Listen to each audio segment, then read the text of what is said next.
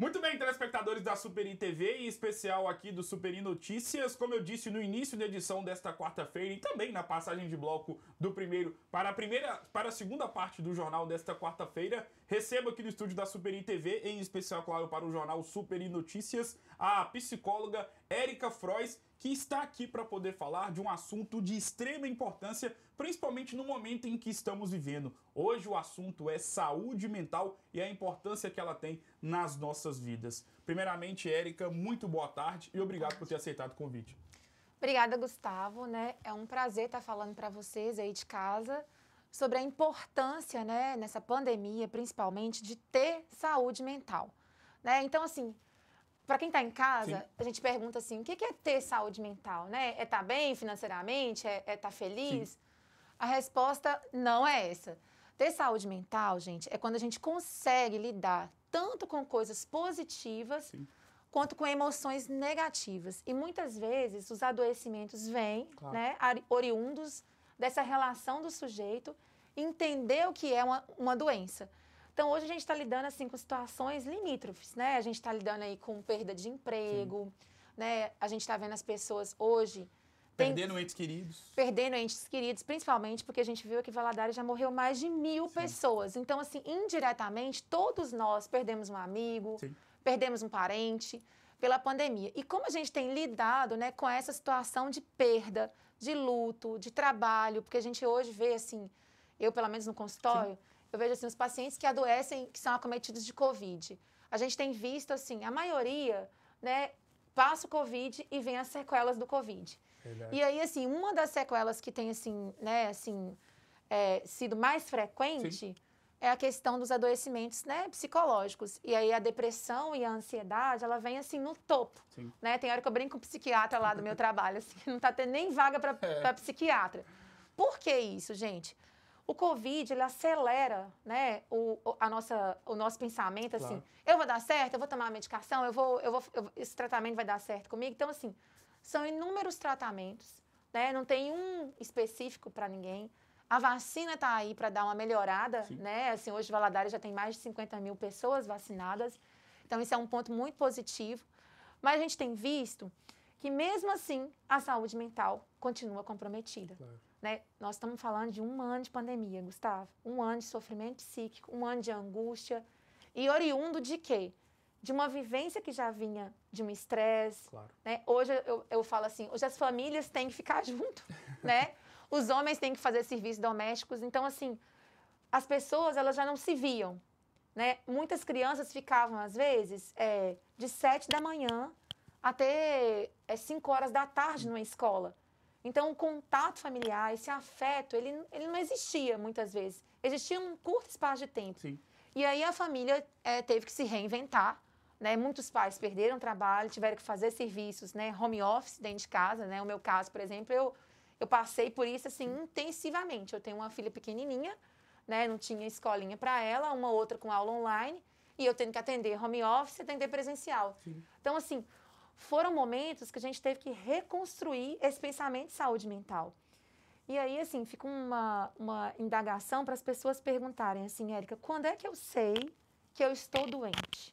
Esse que é o ponto que eu até queria te perguntar, porque muitas das vezes as pessoas que acabam sendo acometidas, não sei se eu posso falar dessa forma, você me corrija se eu estiver errado, com depressão ou com um outro tipo de doença relacionada à questão da saúde mental, os sintomas aparecem e esses sintomas não são físicos no sentido de alguma doença. Não são. Não aparece, a cabeça não dói, não é isso, né? Mas são sintomas que aparecem no dia a dia e muitas das vezes, infelizmente, essas pessoas que já estão com esse problema na saúde mental e acaba tendo uma decorrência para uma depressão, podemos colocar assim, elas não percebem e só ao longo do tempo, às vezes as pessoas que estão ao seu redor que conseguem perceber, você não tá legal, tá tendo algum tipo de probleminha. Como é que faz para a pessoa identificar que ela tá com uma depressão, por exemplo? Então, hoje, como eu falei com vocês, as duas doenças assim mais frequentes é a depressão, sim, e a ansiedade. Mas aí, Gustavo, o que você falou é super importante.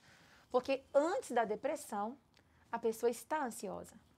E não é, gente, aquela ansiedade de preservação, de medo. Eu tô ansiosa porque eu não vou na rua, eu vou usar máscara, né? Igual eu tô aqui de máscara perto do Gustavo. Mas é aquela ansiedade que ela passa do limite. Né? Eu não vou na rua de jeito nenhum. Sim. Eu não vou ver TV. Eu estava até conversando com o Gustavo quando a gente chegou. Porque tem gente que não pode ver TV, que se vê os noticiários ruins, a pessoa se isola dentro do quarto. Então, assim, a ansiedade, né, que adoece, ela é aquela que a pessoa perde o sono. Ela é aquela que a pessoa sente ataque cardíaco, que a cabeça não para de doer. Sim. E aí a gente tem que diferenciar.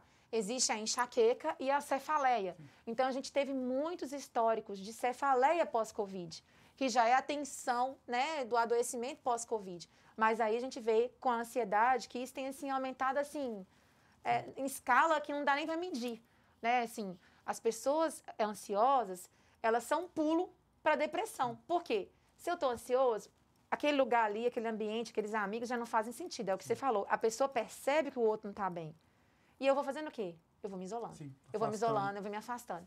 E aí, aquilo começa a ser cíclico. Não é só um dia, não é só uma semana. Começa a ser 2, 3. É um período, né? É um período grande. E aí, a pessoa começa a não ter mais energia de exercer as atividades que ela fazia, né, anteriormente. Ela começa a perder o sono. Aí ela queixa. Ah, Gustavo, eu não consigo mais dormir. Então, assim, são fatores que a gente observa que não é uma vez só. E aí a pessoa começa a adoecer, começa a não querer mais fazer atividade. E aí vem a questão medicamentosa e psicológica. Né? Porque a gente tem, na terapia, o que a gente faz com o paciente? A gente começa a desconstruir essas crenças que ele criou dele mesmo. Porque se eu acho, né, que eu sou ansioso e que eu não vou dar conta de ir na padaria comprar um pão por causa do Covid, né, eu tenho que tentar entender assim, peraí, Gustavo, você pode ir na padaria. Claro, se você usar máscara, se você usar o gel quando chegar em casa, se você higienizar os produtos, porque também é aquela questão assim de, eu posso tudo. Sim. A gente não pode tudo, né, no momento que nós estamos vivendo. Então, a gente também tem que entender, né, até mesmo para aquele conceito que a gente falou lá no início, de que é saúde mental. É eu saber lidar tanto com questões positivas quanto questões negativas, porque a gente está lidando com situações limítrofes. Né? A gente nunca esperou que a gente ia parar. Né? Eu brinco assim, o mundo parou, parece que o mundo está acabando. Né? E essa impressão, quem é agitada, como eu, por exemplo, que faz 1000 coisas, né? Sim. Essas pessoas são as que mais sofrem. Porque elas são produtivas, porque elas saem, porque elas gostam de contato, porque elas trabalham o dia inteiro. Então, essas pessoas, elas passaram a pandemia, assim, sofrendo, porque tinha que ser restrições. Só que o que eu posso fazer? Adaptar. Claro. Né? Então, para eu não ficar deprimida, para eu não ficar ansiosa, tomando medicações, eu tenho que me adaptar à minha rotina. Então, quando a gente adoece, a gente não consegue mais adaptar essa rotina. Então, o adoecimento, ele instaura quando eu perco a noção que aquilo ali está me fazendo mal. E aí eu estou trancada num quarto já. Claro. Eu não quero contato. Gustavo, aqui vai o alerta para os pais, assim, que eu atendo muita adolescente, né? E aí, assim, adolescente, adulto, eu faço avaliação neuropsicológica também. Então, Gustavo, existem, né, adolescentes, né, principalmente o público que eu atendo, que já não tem mais desejo de ir para a escola. E a escola é o quê? É o ambiente social, claro. É a interação, é onde eu vou me descobrir, é onde eu vou ter convivência com meus pares. E aí é o que a gente tem percebido, que eles já não querem mais ter convivência com os pares. A convivência... E criança, né? Isso, não tem jeito. jeito. Impacta ainda mais. Impacta no desenvolvimento, né? Então, assim, impacta nesses marcos do desenvolvimento que a gente vê que hoje, assim, a infância está sendo medicalizada, porque está existindo esse sofrimento. Então, assim, é difícil a gente ter essa confiança nessa volta às aulas, mas as escolas, assim, né? A minha filha voltou recentemente, a gente tem visto que está cumprindo esses critérios. Então, assim, é um risco? Mas é um risco que, assim, a gente corre também pela saúde mental dessas crianças.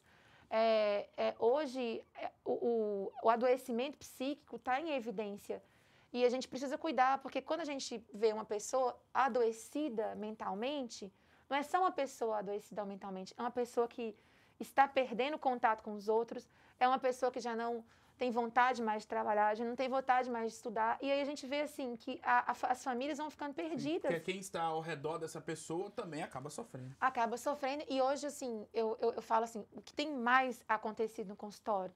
A gente tem visto, assim, inúmeras pessoas que depois que tiveram que voltar para o lar, elas já não querem conviver mais com o marido, né? Os índices de separação na pandemia, assim, aumentou assustadoramente. Então, assim, a gente tem visto que as pessoas estão, assim, no limite delas, né? Então, resgatar essa saúde mental, gente, não é fácil, não.